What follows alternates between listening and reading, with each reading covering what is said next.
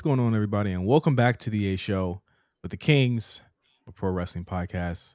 I'm Justin, here with Meelz. What's going on, Meelz? Listen, man, what a week, huh? What a What week. what a week. I mean, Listen, I only have one thing. First of all, I only have one thing I want to play. Hold on. I don't lose. I never lose. I win. Always. Listen.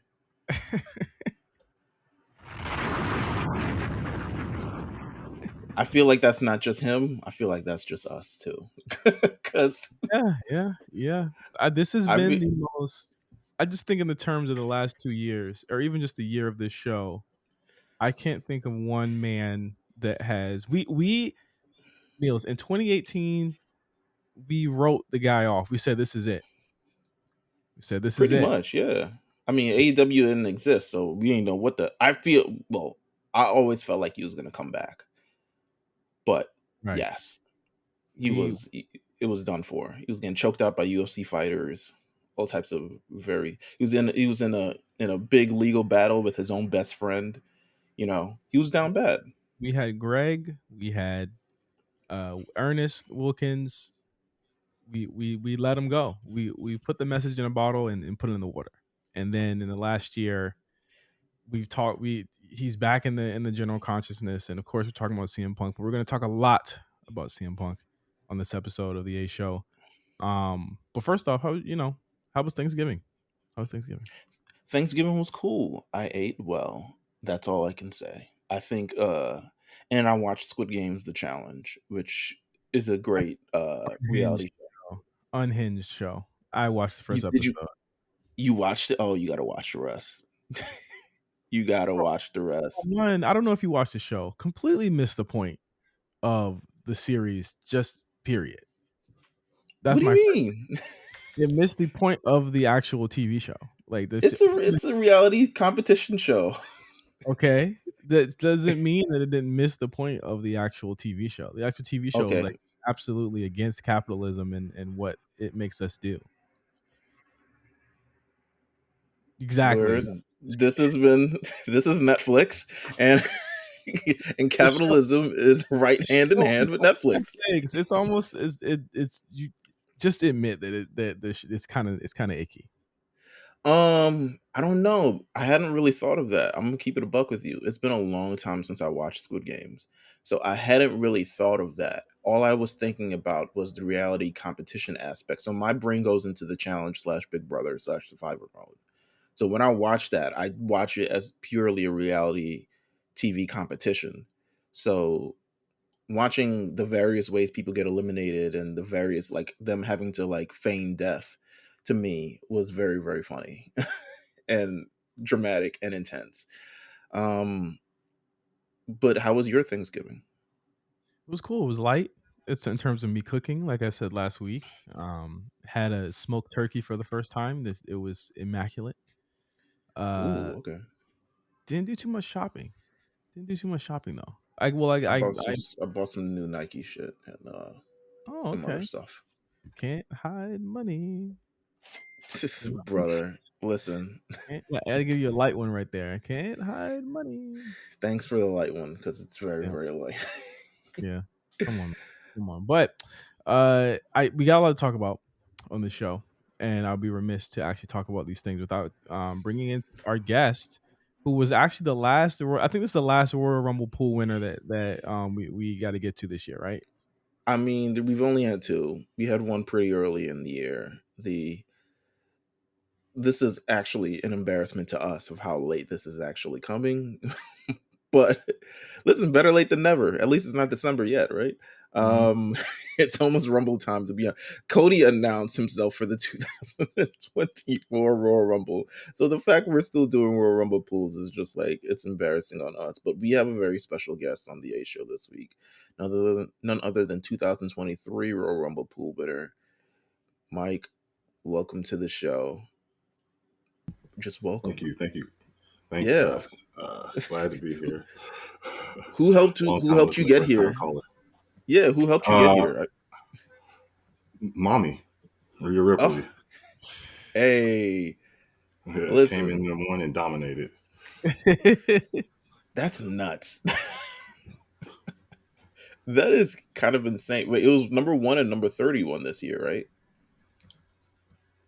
I believe so. Yeah. That's crazy. All right. Well, listen, we'll have a lot to recap in a couple of weeks because we're going to do our top 20 of 2023, as many have probably guessed that's coming this year. But want to get a little, before we get into things that happen on the show, just kind of want to get into your background. Where are you from? When did you start watching wrestling? How did you discover the A show? Yeah, let's take it from there. Yeah. I'm from, right outside Chicago, the south suburbs. I started watching wrestling. I had to be about 7, 8 years old. Like, I really first got introduced to it because my friend would bring do you remember the WWE magazines? He would Yeah. bring them to school. And so like that's when I really got into it and I started like watching it, but I had to sneak watch it because my mother didn't want me watching it. But to my surprise, I found that she watched it. She just didn't want me watching it. Fair. You know what? I respect Yeah. it. She knew what But it like was. What years was this, by the way? this was probably 2001 when Okay, yeah, I wouldn't want you. Yeah, yeah. nah. And then 2001 was it's funny good. because yeah. What happened? 2001 was good. Good year.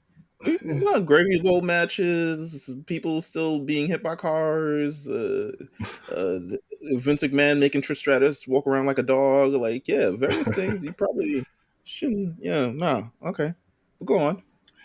Yeah, but it's funny. But eventually she caught me sneaking watching it, so she just let me do it. So, which was ironically, actually coincidentally, was John Cena's debut. So Listen, that's a pretty history, big right? moment for me. Yeah, Have you ever gone to any shows in the Chicago area? Like, I have. I was at the Christmas show last year. okay, ooh, Yeah, okay. so Yeah. and I got Any AEW shows?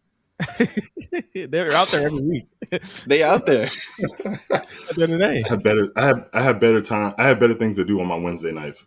Hey, that's what we love to hear. Oh my god! But I mean, let's get right into it. We got a lot to talk about, and I want to thank you. Absolutely. You're not the only one who has better things to do on Wednesday nights now. Yeah, yeah. A lot of people have better things to do. We had a pretty big pay per view that, of course, being Survivor Series that I've been kind of ruminating on for the past couple of days in terms of just how I liked it. I actually went back and watched it a second time. Actually, on the shorter end of a lot of WWE shows, if you can believe it. Actually, like it's like 3 hours flat, which It is was. crazy. I blame no Roman. That's true. That's true. That's true. I That blame no Roman. Roman is at least a 35-minute spectacle, except I yeah. guess if you're going up against LA Knight. It's about 20. What are your feelings on that? LA Knight seeming to be a little bit cooled down. I think we expected that, right? We expected him to have a highest high, and then like kind of after the Roman match, he'd be kind of like. It seemed like after Cody came out with him 2 weeks ago, it was like, all right, buddy, get a little more to the right. I feel like there's so much more important things going on SmackDown that, well, actually, I don't even know. It feels very like the whole LA Knight thing felt reactionary because of the response to the things. So I'm not surprised that there's no actual like long term like go around at like how this thing actually works. So him being like in the mix but like not really in the mix, I'm not really surprised with because it didn't really seem like there was any long term kind of like game going with this. This was purely the people like cheering for him. I guess we're gonna go with, I mean, we ain't got no one else for Crown Jewel. Can't do Brock again, as much as I'm sure they wanted to. Um, but yeah, it's a. I'm not surprised. I'm not surprised. What about you, Mike? What do you think about the It LA definitely Knight it adventure? definitely felt like a well they heard the reaction. They were just kind of like, well, let's test it out and see what we got. But Yeah, like I agree. Like I don't really, not that I don't see it for him, but at this time right now, it's not really much room for him in that space. It's not about him right now.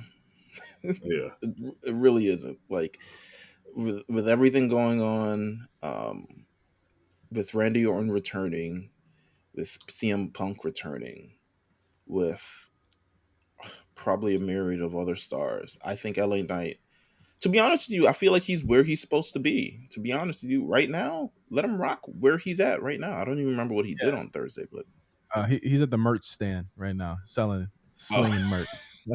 hey man, Cody did it too. You know what I'm saying? Team 50% player. off. Yeah. Shop Um, zone. This is a shop zone hawker. Yeah, he's got a lot of skills in slinging stuff. I mean, remember he's been on commercials with Ric Flair. I think he was slinging dick pills at some point. one of them. Selling car Listen, shield. this is he's Car like, listen, shield. more That's what it experience was. with this. Um, as True far as sale. far as Survivor, as far as Survivor Series, I felt like it was definitely top three of the year. I would say top three of the year in terms of WWE pay per views, and I think it Yeah, was sandwiched by two really good War Games matches. yeah. Um, Felt it could be a little bit by the books in some of them, but also I felt like both of them had moments which will forever define the match, and that's kind of what you want, a long lasting thing out of these War Games matches that kind of like are just like violence after violence after violence. So Uh, I love both of those, and the undercard wasn't bad either, I guess. Yeah, yeah. I mean, I thought the women went stupid, and I was ready to be like, "Yo, this is gonna be match of the night." There's that's no my way the men. favorite one. I was ready to say them. There's no way the men could beat it. I feel like there's an argument for both, though. I feel like if you Mm, watch the men's one, they both had really great stories to me, but I think that the way that they did the Orton return was really, really masterful. I thought that it was good the way he came out.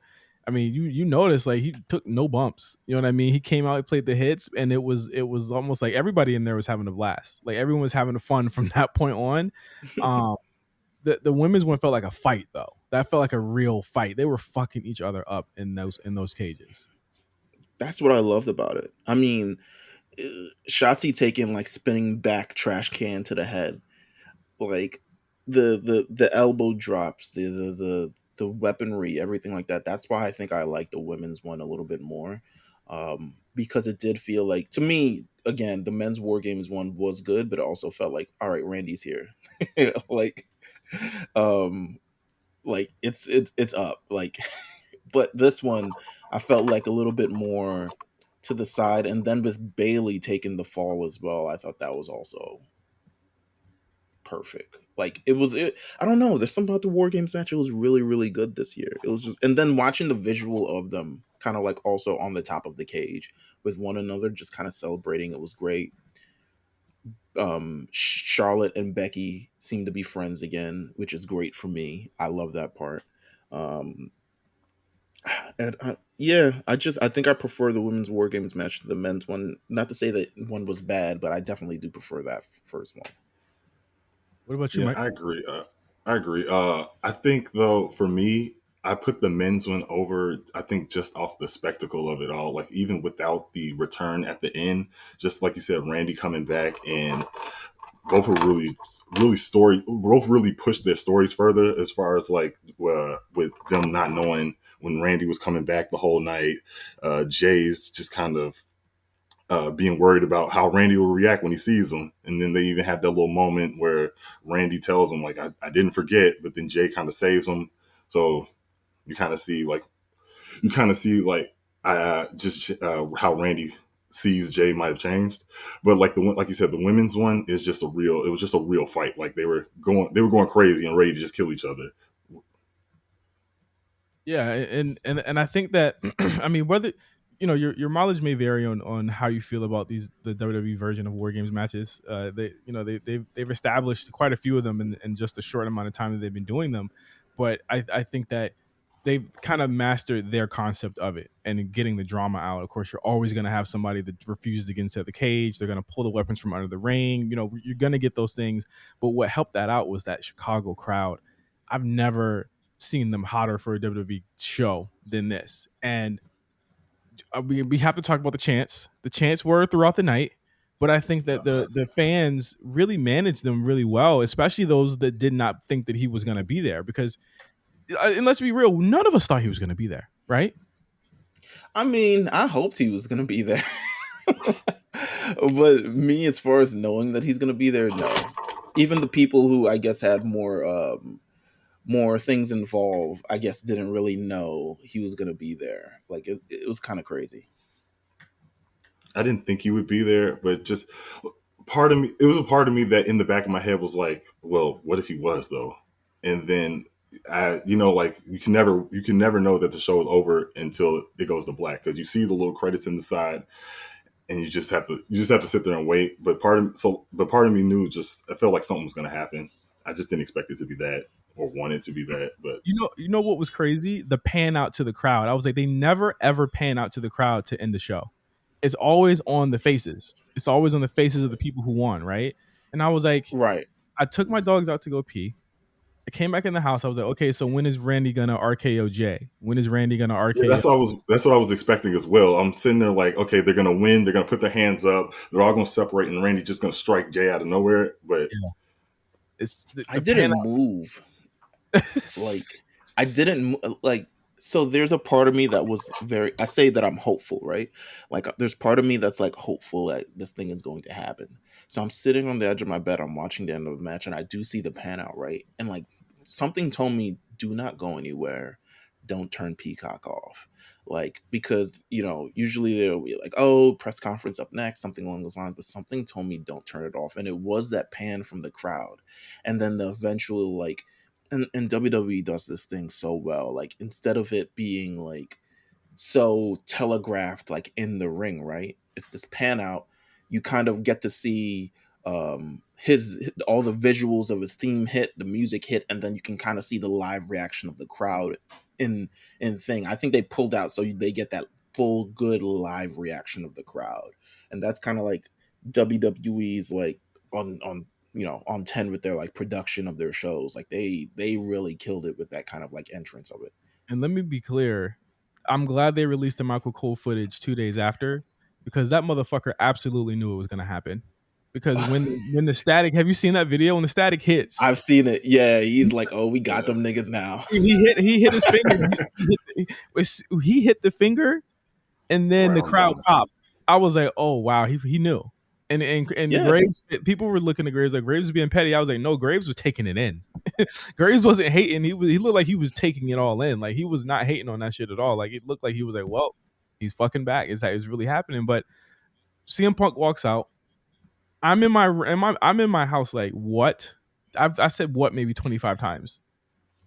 Like I couldn't fucking move. I didn't sit down. No lie, I did not sit down until 30 minutes after the show ended. I was up walking around. I was like, I can't believe this shit happened, because we talked about Punk. We love to put the idols become rivals on instrumental under what's going on, and the AEW thing is a cautionary tale of how you can drive a superstar crazy, right? How you can drive someone to want to physically hurt someone, and there was no winners in that situation. We held everyone equally as accountable as the other, but to give this man, and we'll talk about the promo later, to give this man the chance to rewrite the narrative and get the hero's welcome 3 months after he did what he did is really they really let their nuts hang, right? it. I mean, there's. So we're all right. We're moving on from the pay per view. I'm assuming. Here's my thing. Pay-per-view Because was like great. if I get into it, if I get into it, we're gonna get into it because Yeah, I don't want. the pay-per-view's great. I've watched it twice. I think it was one of my favorite of the year. Dragon Lee versus Santos. If none of the War Games were my matches of the night, it would either be that or the Miz match. Amazing match. Rhea and Zoe had they They had had a a great match. yeah, they had a great sprint. It wasn't bad. It wasn't the greatest thing ever. The pay-per-view was fantastic. I thought it was really good. But CM Punk comes out. I want to I want to be clear. I want to be clear here too. Like I don't think that overshadows the show. I think it enhanced the show. I think knowing that moment's going to happen on the show makes the show to me way more worth it. Worth But the we watch. didn't know it was gonna happen. That's the amazing part about it, right? Like nothing is kept secret in wrestling anymore. Like we knew Randy this and I say this in terms of like we talked after the show and I was like, The Randy Orton thing was absolutely the smokescreen for all of this. And that is how you kind of like keep a surprise, right? They kind of had to keep a surprise under a surprise. Like Mm. it's the Randy Orton kind of like news, and we've known for weeks that Randy Orton is going to come back to WWE and he's going to be a thing, and then they announce it on the show, and everyone's reporting, oh, they're announcing it, so people don't expect Punk. And by all means, they It worked worked. yeah, and they worked all the dirt sheets, and essentially like now everyone is, well, a couple people are very, are pissed because they got worked, and now that's like going off in their actual like feelings about the show and feelings about WWE and all this other shit that Alvarez says. But um it's because like we didn't really truly know, but you still were hopeful for that because it's Chicago, right? Like, Mike, you probably know better than me what CM Punk means to Chicago, even though I don't know if you've gone to a show that CM Punk was at. Have you? I actually have not. Wow. Okay. Well, listen, we'll get you hugging CM Punk in no time. You know what I'm saying? But no, it's like um just that kind of like moment and being able to like keep it within themselves. Like not everything has to be told. Not everything has to be shared. And I think this is one of those moments that it popped so well and it came out so good because it feel like no one knew. And the reality is, up until I guess Showtime, no one knew. Yeah. Yeah. And credit to credit to WWE for keeping that under wraps for so long. Credit to Triple H and Nick Khan for kind of sealing the deal. We got a lot of information that came out after it, but it hit 1 million views in 8 hours on their YouTube. Their highest Triple H's highest liked and interacted with posts with the point. What do you think about the point? The point was crazy, right? The point is surreal. Like Triple H and I don't even think it's surreal because Triple H is doing his best as a businessman. Um, but I'm still not sure of his own personal feelings on him. But it looks like, and it feels like there's been some sort of maturity and change, right? Like The if personal we feelings don't matter no more. You know what I'm saying? Like I feel like with Triple H, it's what's best for the company that he now has to shepherd from one of the greatest promoters of all time. Like that he did essentially. Let's be clear here. He did what Vince could not do, and that's right. bring that back. But, but here's the thing. Let's talk about 10 years ago for a quick second because we want to stay in the past. Do you feel like Triple H had any fault in CM Punk kind of like leaving based on how things were going with CM Punk building up to that thing? Or do you feel like he was also just doing business then too? And not necessarily like a personal vendetta, but like could business have been done better in that situation that would have alleviated the situation? Or do you feel like it was a powder keg at that moment and it was CM Punk left completely on his own accord. He was going to get he told us this. He was going to get the Mania main event. He was going to get the Triple H match. He was going to get all those things. He left on his own accord. Mm. Sometimes, like you've said it before, sometimes it might not be your turn, but your turn will come up. And it was going to be Punk's turn coming up. He left on his own accord.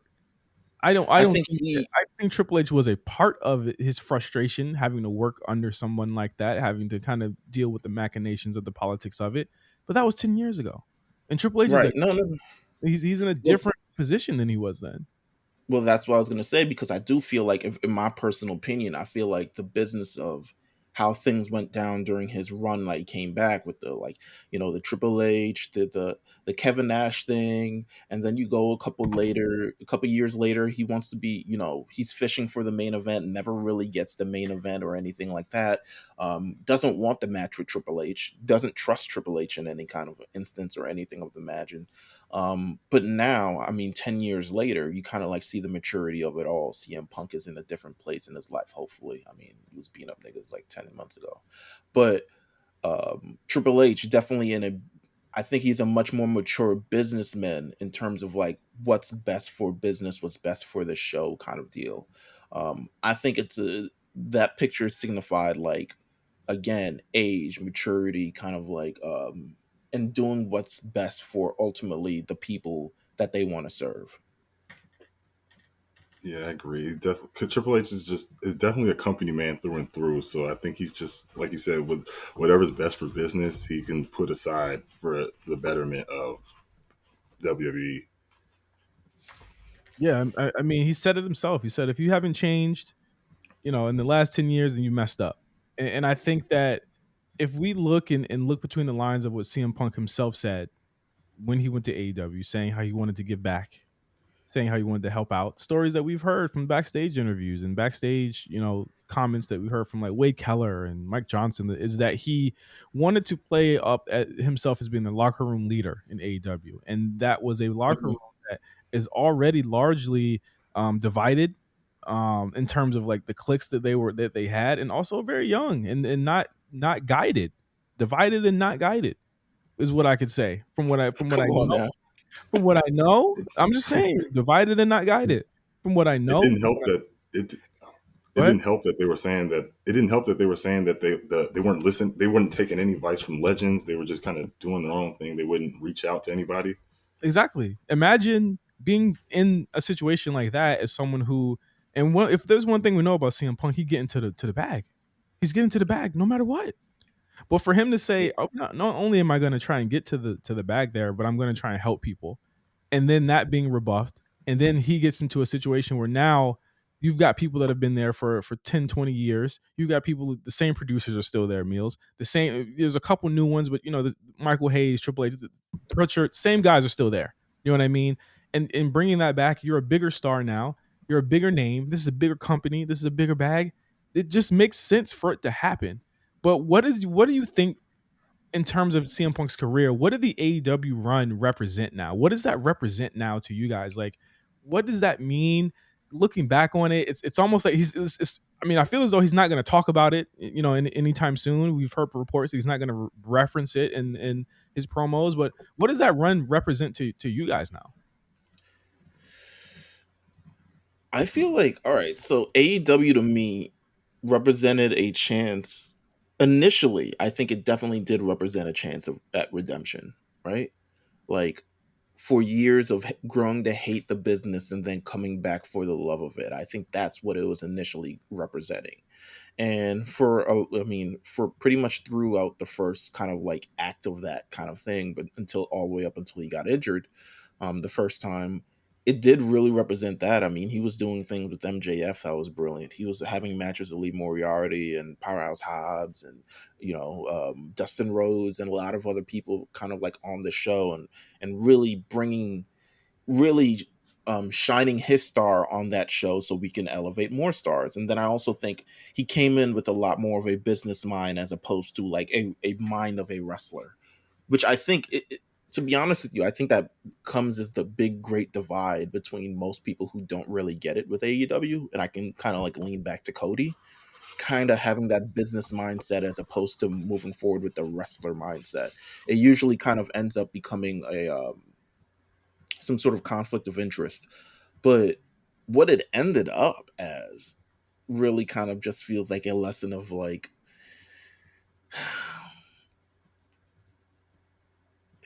it's weird. I think what it was supposed to be and what it ended up with is like two completely different like things. But I don't want to completely say, I mean, I get, to me it's a failure on AEW's part. Like that's the, But is and it kind of a failure on Punk's part too. okay? Okay, let's unpack that. Let's unpack that. A Okay. failure in AEW's part, right? Yes. Is the failure to me the failure is not that they let him leave, because I think they absolutely had to fire him. That is not No, that absolutely. The failure is not being able to pretty much utilize him in a very Yeah. in any kind of like strong way. Not being able to cut the noise out and say, let's do what's best for the company. I think ultimately they didn't do what's best for the company when they did what's best for the company when they had to fire him, but ultimately the entire messy thing with Brawl Out wasn't best for the company at all. And even the things after it, in terms of the collision and the Bucks, doing their thing on that show and all this other stuff like that, none of that seemed like what's best for the company. All of it seemed very hurtful Self-serving. to kind of, Yeah, self-serving, but ultimately hurtful for the reputation of a company that was growing and seemed like to have some sort of positive momentum. Yeah, What Yeah, do I- you think? like Punk with AEW just kind of, it seems like on paper it makes sense. It's like they kind of, you would think that they mirror his ideals of like of wrestling. It's just somewhere along the lines they weren't. I guess you could say they weren't accommodating enough for him, but I think it's also kind of a reflection of, at least on Punk's end, it's kind of like his frustrations with. I don't want to say he like it was to spite. I don't want to say he did it to like he was with them just to spite WWE, but it just kind of seemed like everything he wanted to get back into wrestling, and he did things that where he could be without directly being associated with WWE. He did the Fox show, but it was like the whole thing was I'm working for Fox, not WWE. He wanted to get back into wrestling, and he goes to AEW, but I think it's not. I don't know. I think he didn't know what he wanted, and then when he got what he thought he wanted, he realized this isn't it. yeah. Isn't that the sucky thing? I mean, it's almost like you. It's almost like you know. Imagine this, right? Like, and just walk with me here. Imagine you go somewhere, the perfect job that you feel as though was created and meant for you. It has the perfect team, the perfect coworkers, the perfect boss, the perfect places. It's paying you what you want. It's letting you do what you want to do. It's giving you that freedom, but it's not fulfilling you at all. Mentally, emotionally, goals wise, it's not fulfilling you at all. Imagine that happening. But not only that, you're dealing with all types of external things going on about who you are as a character, who you are as a person. Even if you're trying to, as you said, Meelz, if you're trying to change, you're trying to show, you know, what you can do, trying to help, if you will, and that's being turned down. The perfect spots, the perfect places aren't always perfect. You know, I had someone tell me before that as perfect as something may seem, as perfect as a job may seem, it is still a job. And I think that the AEW tenure for Punk was this is the perfect job, but it's still a job, and he had to realize that and recognize that, and I think that drove him crazy. Honestly, I I really think do. well, I think not necessarily. I think he was fulfilled in some sort of sense because I felt like he was genuinely felt like he was giving back to a company. So I do feel like there was some fulfillment at that standpoint. I don't think it was serving him in kind of like any way that was um, positive from a standpoint of like I'm getting um, like I'm truly like because of all the mental hurdles and all the social hurdles and all these other things, I felt like it was, and the physical hurdles, to be honest with you, because they had him working a crazy schedule at this point. Like just coming back into wrestling for the first time in 80 years and working a semi-weekly schedule is kind of nuts. Um, but I don't think it was serving him from that point. But I do feel like at points he did feel fulfilled in like, okay, I'm doing ultimately what's best. I'm having this feud with MJF and I'm making a new star. I'm doing this feud with Moxley, and while Moxley is a star in his own right, further elevating that star, right? Like even what he was trying to do with Collision, in a sense, even though it again not serving him from the standpoint of the social standpoint, because he had to like essentially to be able to create a show that served him, he had to push away everything that didn't serve him, and he had to say no, these people are not allowed on this show and all this other stuff. But ultimately that creates friction with the company. Like you don't want to work for a company where you can't even, especially some of the biggest stars in the company, you cannot even work with them or even maintain any kind of like professional um Rapport. guys on yeah, build any professional rapport. Like you can't operate under those things. So again, that led to kind of like this more and more friction kind of building up. But I feel like even in those instances, he felt like he was doing the good thing, teaming up with FTR, having this match with Ricky Starks, probably going on to a feud with, I mean, with Joe. He was helping. He was, even if he knew Collision was going to fail, he was like, I'm going to do the best of what I can for these talents who I also feel like are being underserved in these standpoints. So he was doing that, and I think that led to some sort of fulfillment. Now, ultimately, what happened at the end of the day was again the friction that all of that brought upon of putting yourself in this bubble, um, alienating a lot of people, resisting a lot of these people, put him in this kind of standpoint where people felt like they could, I guess, say whatever they want about him. And They he did. proved that not. Yeah, to be honest with you, but even the leading up to the end of it, like, kind of really, it's. I really hope Jungle Boy isn't the devil on an AEW show, because I think that would be, at this point, I don't think you could He'd be the fire biggest Jungle villain. Boy. No, I mean, you could, Yeah, but I think that, you know, real glass Crimea River is gonna live on, for an infamy. You know what I'm saying, in terms of like what's really going on there. And I fully believe that Punk, like we said, he was trying to make a change. He was attempting to make that change in a positive way. But I also feel as though, but like, go ahead. no, I was gonna ask a question, but I feel like you're about to ask the same question. No, go ahead. Ask the question. Go ahead. Go ahead. What was the question going to be?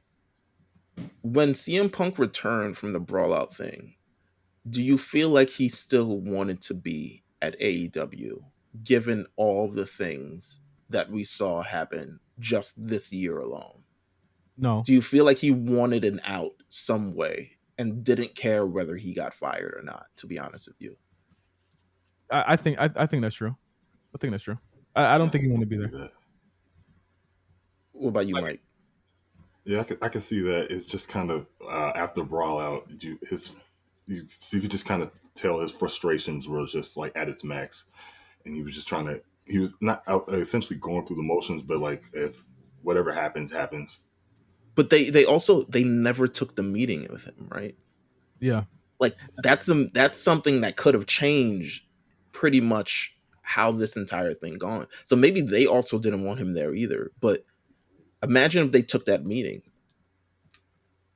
they just Think look like about it. here. They look like goofs here. Like I think that essentially that meeting would have been like the money meeting. Like that's all they wanted him to act. Remember, they said they wanted to give him like a probationary period where if he didn't do anything, If you messed didn't beat up, up people for 6 months. yeah, that he could come. They have a meeting with him. I'm like, no, this is crazy. You know what I mean? Like this is nuts. And I think that no one should have to deal with that. But I also feel like in terms of the failure or the fumble conversation, I think that the infrastructure is the infrastructure of what that company is. They need to look good, look very deep and hard into how they act and how they treat people there. I think that having the love bomb thing, the tweets that came out before Raw, was ridiculous. Can we just talk about this for a second? What the hell is Rallying the troops. rallying the troop for what? For what? The guy's getting a new job. Imagine if when this happened in Punk, you know what I'm saying? Went to AEW. Imagine WWE people saying, WWE pays my bills. They've given me so many opportunities. Like what? Imagine that.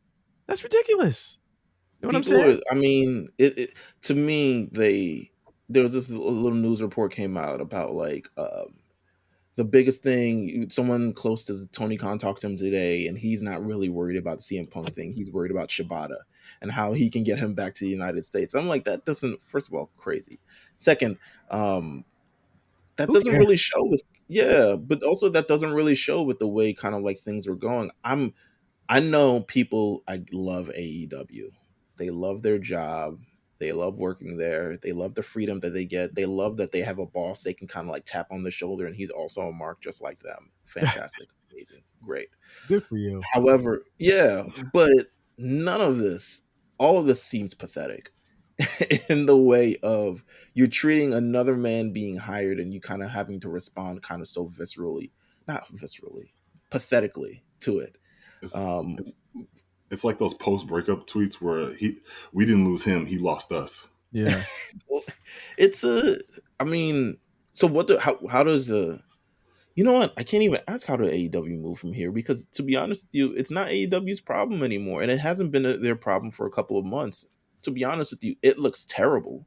Don't get me wrong; it is a slam dunk and a half. It Yeah. is saying, and it's going to look even worse by the time it hits WrestleMania 40. But Oh yeah.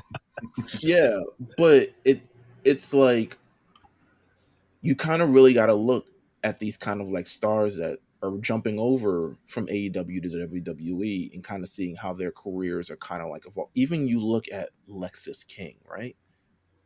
Who, to be honest with you, not the best yet, but is getting there and has way more of a thing going on than he ever had in AEW.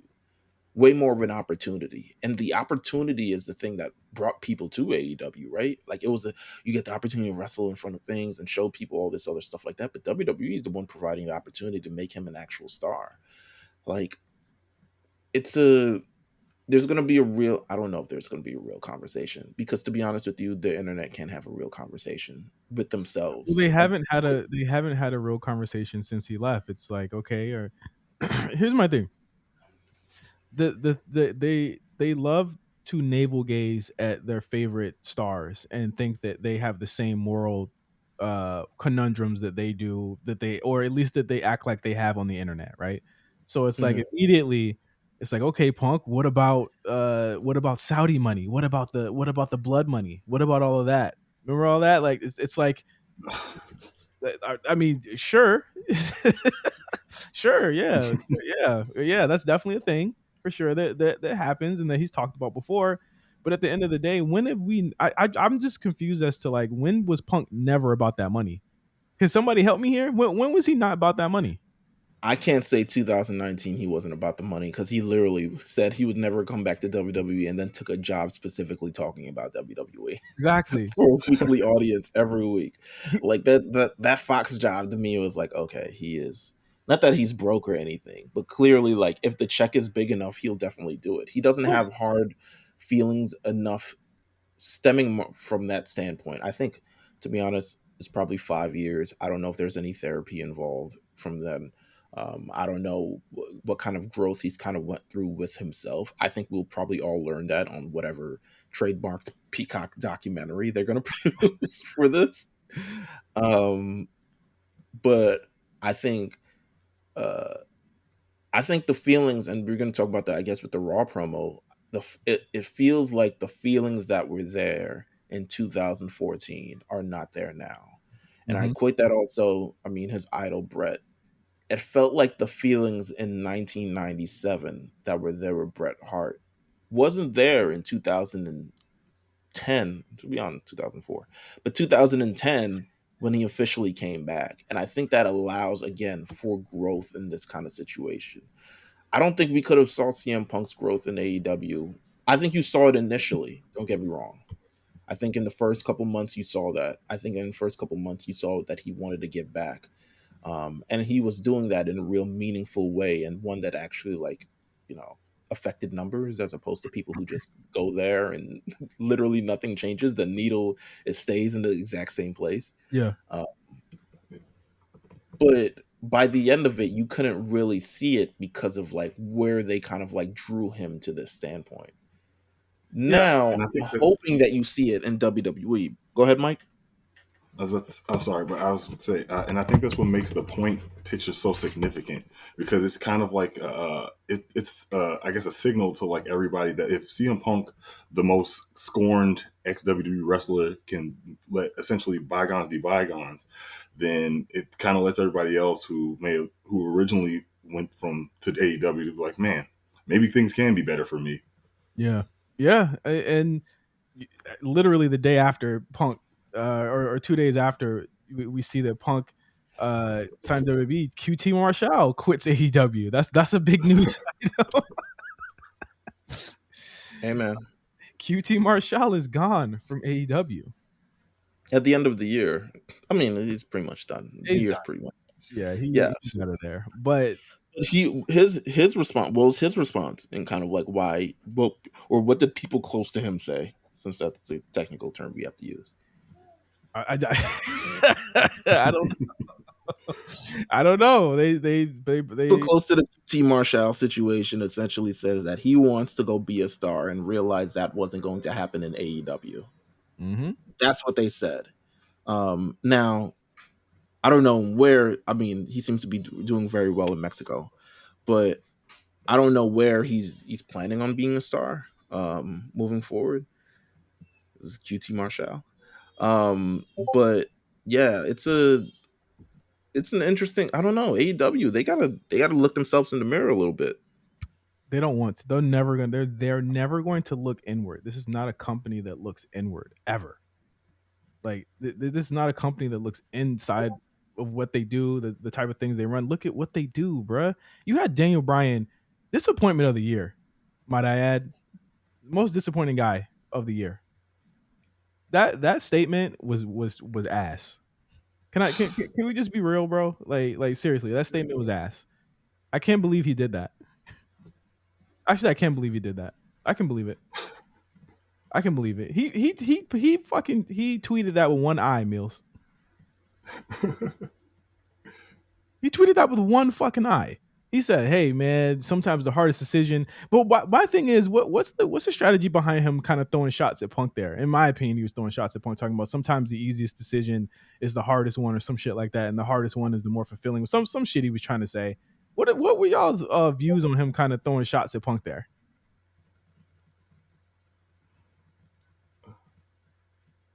Mike? Um, I'm trying to remember the tweet verbatim. Hold on. Let me go find that. Let me go find that tweet because I'm gonna scroll up in our Discord. If you're not on the Patreon, tap in. Where is that shit at? Actually, no. I think I tweeted it back out. Yeah, here it goes. My dad always told me the right thing is often the hardest thing to do. It won't always make the most money. It won't always be the most popular, but it's still the right thing. Hashtag AEW. Oh brother. Oh brother. I mean, It's just so unnecessary. I think, but here's my thing. Like again, I don't understand where this is coming from. I feel like they live legitimately. I don't know if Tony has um thing that this is a massive attack on AEW. This is D-Day. This is atomic bomb dropping. This is all these other things. I don't know if they feel emboldened in that kind of like standpoint, but Thing is, none of this is necessary. thing is right. The thing is right. They all do this. They do this whole thing, and Tony says he can't talk about the Punk thing. But I'm like, I think these tweets you've said enough. I think you've said a lot with these tweets, right? He's said a lot. These tweets are saying a lot about where their mindset is, what they're feeling. It's very clear that they're shaken, and that's completely understandable that they're shaken.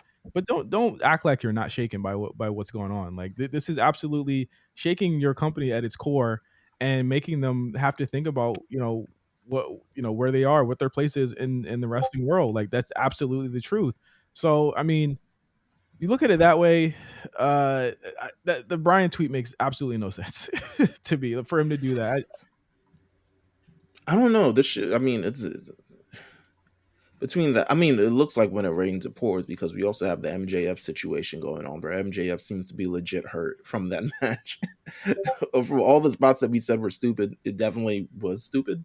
But it looks like he's hurt from the match that he had with Jay White. So not only did you not make Jay White look great in any instance coming off of that match, but now your biggest star, your biggest draw, everything is kind of like hurt.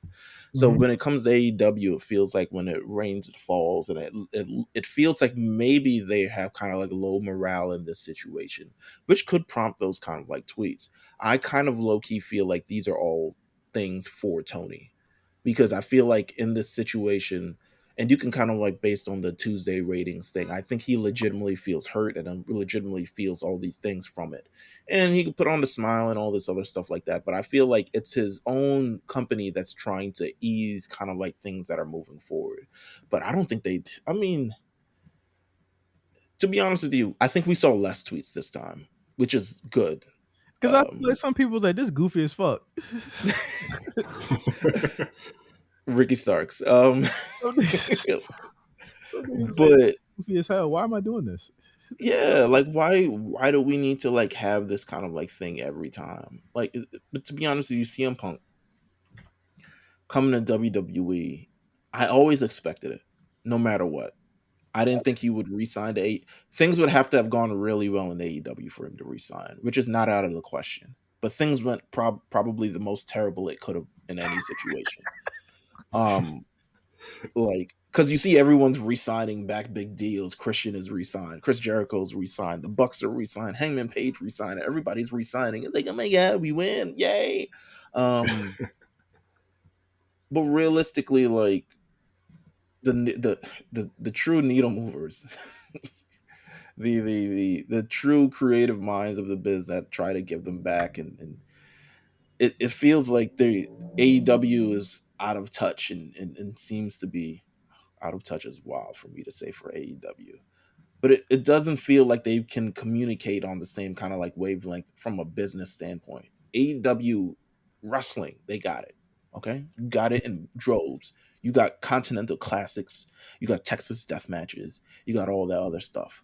But the business part of it that really accentuates, that really enhances all of this, they can't seem to get a grip on. And if they even did manage to find just some sort of get their head screwed on straight, even just minorly, they could be in a much better situation right now, even despite MJF being injured, Adam Cole being injured, CM Punk leaving, Jade leaving, Cody leaving, all these other stuff like that. They could be in a much bigger, richer place. But they can't get in their own, they can't even develop new stars. MJF is out and everyone's wondering what the hell we gonna do? Now Who gonna be on TV? the Bucks are on hiatus, which perfect time to go on hiatus, guys. Because they must have heard the scuttlebutt somewhere. It was like, ooh, let's get out of here. Perfect time to go. Hey, I couldn't think of a more perfect time for you guys to take a vacation. Good job. Bravo. Some of the greatest workers of our generation are the Young Bucks. Did you not know that? I mean, that's what I hear. Big if true. But before we wrap up on our free show here, there were some people in WWE that were openly not very excited to see CM Punk back. One such person being one man, Seth Rollins, who made a lot of news after the show ended for his reaction to CM Punk's return. You see him in a video being held back, cussing Punk out, saying "Go fuck yourself" and all types of things there. So it seems to me that this is obviously is not something that is real, but it seems to me that this is something that they're working towards. WWE is This is going to do it. inevitable. Sorry. Yeah. But I also think they did it in the most natural way instead of being very, very hokey. You know what I'm saying? Mm. And instead of it like crossing a boundary that I feel like AEW would have done.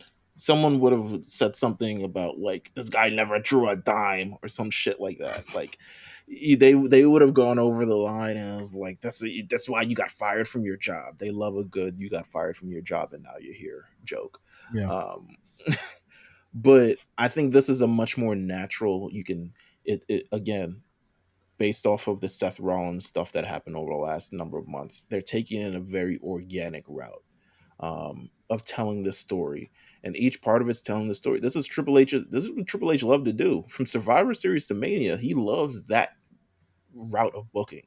Yeah. He will take a story. He will take Sting's appearance at Survivor Series and carry it all the way to WrestleMania. You know, he Yeah, will and take bury him. yeah, and then bury him. He will take he will take a chance thing of Roman Reigns winning the WWE title in a tournament at Survivor Series and carry that to a match with him at WrestleMania. Like this is what again, even the last year Sami Zayn to the Usos thing. Again, a little bit further, but this is the long game, the organic storytelling that he loves to do, and I think it's going to end up at WrestleMania um, in a major way. I think it's weird. So stay with me on this. Okay. CM Punk coming back to the WWE is great, Yes. but if there's any trepidation I have about this, it's the in ring kind of like thing, right? Um, he's not where he was 10 years ago. Mm-hmm. Um, he's wrestled in AEW. I can't, besides the MJF thing, not a bunch of like memorable matches you can kind of like really grab onto or gravitate towards.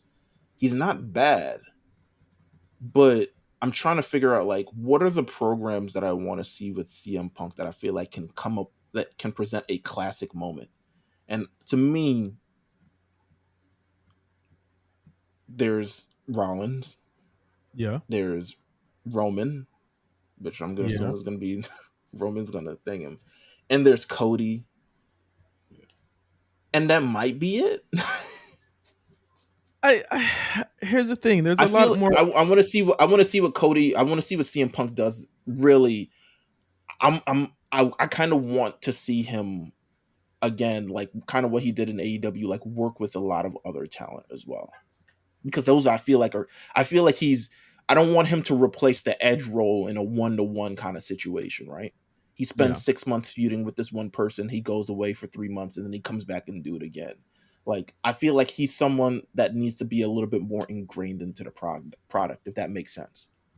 No, it makes a lot of sense, but I think that um I think that personally there are a lot of people that we would not expect for him to have bangers with. I mean, Gable's there. You could get something out of Gunther. I think Punk as a fiery baby face, it could mirror that Brock Lesnar match. You could almost do Brock again. You know what I'm saying? Because I mean, I at least felt as though Brock actually did like the kid when they wrestled. You know what I'm Yeah, saying? and I, it's a different Brock than when he wrestled him last time. yeah, and it's a different Punk. I think there's a lot of there's a lot of matchups that we could see happen that are away from the obvious. But I think the one that you didn't mention and that none of us mentioned, and I think that's someone that I do feel as though might be a little bit chafed about the Punk thing is Kevin Owens. That's something that I want to see too. Mm. That's the Bucks. Mm. That's their man's. That's your man's. That's your man's. Like that's their man, Joe. Like they are friends, and I can't imagine that he is feeling the best about Punk being there, but I couldn't imagine a world where he wouldn't try and make money with him because KO has made money with a lot of people there. So I would love to see that. It's a I'm interested on what's on the horizon, but I don't like I said, I don't want it to be like this 1-to-1 kind of thing of replacing putting Punk in that Edge role because as much as good as Edge was, I feel like CM Punk needs like his true bread and butter is like working with the younger talent and kind of like everybody. I feel like that's where he can most strongly contribute as opposed to like these spectacle matches which he's going to have.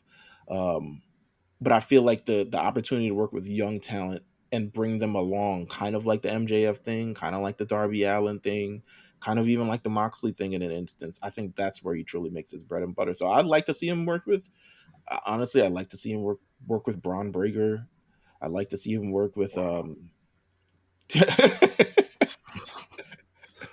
I'd like to see him work with a couple other people from the roster, like Mello and all these other things. Like bring Damian Priest. I think that could be a great one.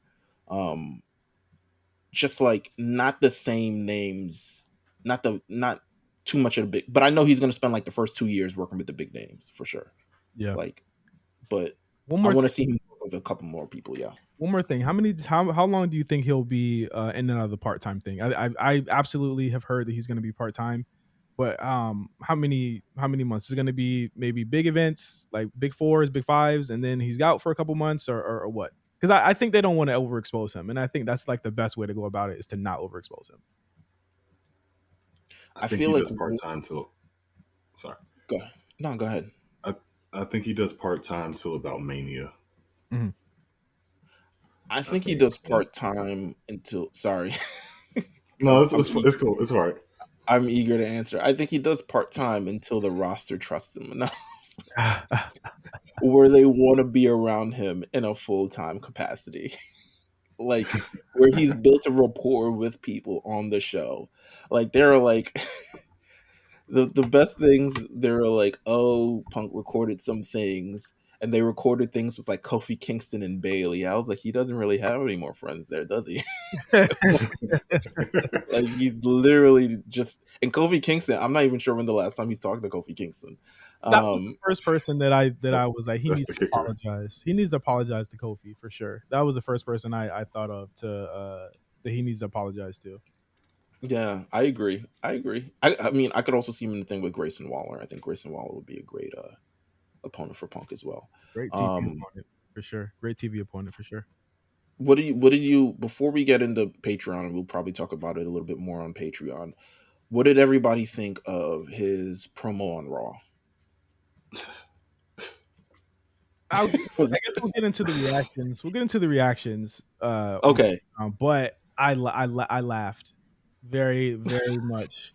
I laughed a lot, and but I also felt that it was sincere. But I also know that he's one of the greatest like workers on the mic ever. So even if it wasn't like what I'm saying, he's gonna make us believe that it was sincere. But the two words made me cry laughing because I was like, I'm home. yeah. I was like, they're going to be on your ass for that one for life. He's been, he's definitely been studying those Cody promos. Yeah, for damn sure, for damn sure. But yeah, I think it was a success. I think in terms of just like how everything worked, like I think that the promo was largely a success. So, I wasn't mad at it at all. I wish he got a little bit more time, but again, I feel like a lot of people, we'll get into the reactions on Patreon because a lot of people expected him to throw AEW under the bus. It was never going to happen. Yeah, but it felt like, okay, I'm starting over. Like, this is before, it felt like he knew what was kind of like his reputation before WWE and kind of like what ended as his reputation in AEW. Hard to work with, prick, asshole, beats up kids, all types of other things. Um, but now he's like, listen, I've changed. I can. And I am home. I'm home was nuts. I was like, let our old brother. But hey, We're going to talk all about that on Patreon. I want to thank everybody for listening. I want to thank you, Mike. Rob, we're going to thank you again when we get off the show. But I want to thank Mike for joining the show, our Royal Rumble pool winner. Thanks for joining us on the show, man. My pleasure, man. Love being here. Love talking it up with you guys. Big fan. All right, so we're gonna get out of here. We're gonna talk about Raw, and of course, if you want to hear our show reviews, hit us up on Patreon, man. $5 down will just get you, all the bonus shows that you ever dreamed or imagined from us. But also, pay a little bit more, you get in our Discord, one of the best Discords in the world, bar none. But thank you guys for listening. For Mike and Meelz, I am Justin. Wishing you guys a blessed week, and we'll see you guys next week on the A Show.